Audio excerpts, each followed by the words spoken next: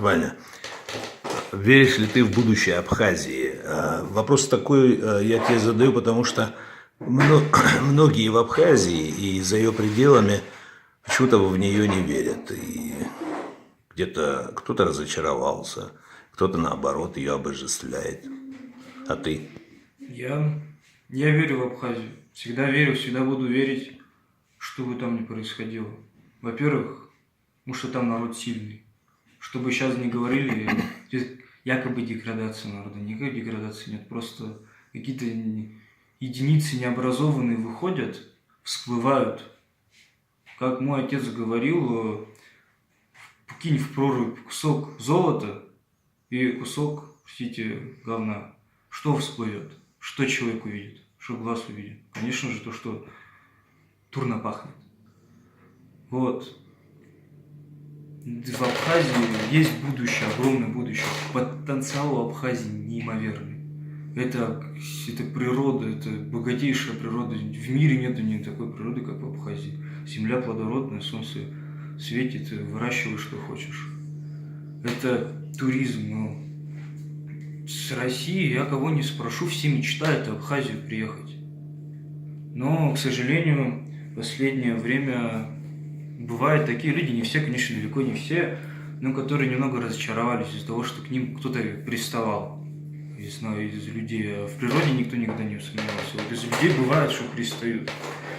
Но это недостаток образованности и то, что бывают люди забывают о своей культуре, традициях, о законе гостеприимства, что кто бы ни приехал, даже враг, все надо его принять как гостя. Если враг, конечно, не с кулаками, не с мечом пришел, а вот просто приехал.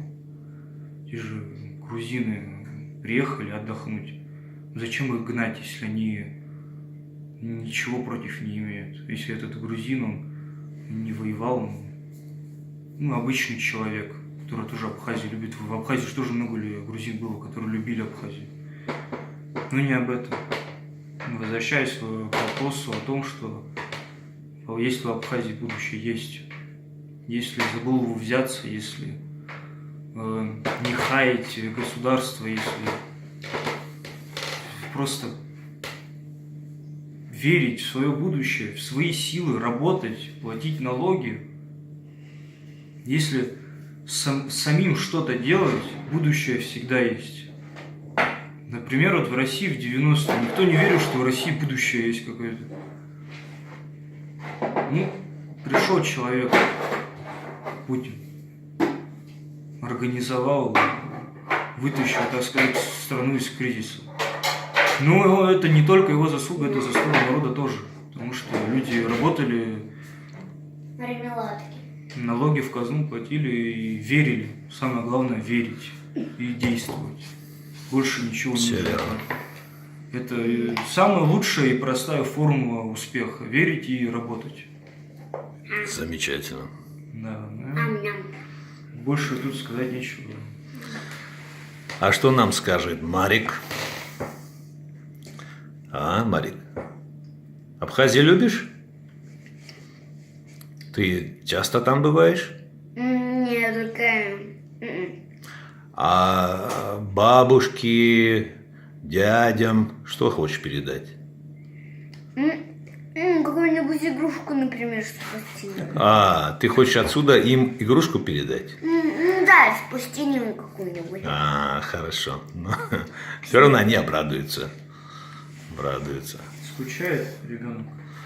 Давно в Абхазии не был. По, как сказать, семейным обстоятельствам. Понятно. Дай Бог вам счастья, процветания, благоденствия вашей прекрасной семье. Ты видел? Спасибо. Зеленый велосипед, он мой, кстати. Ребенок о своем все говорит.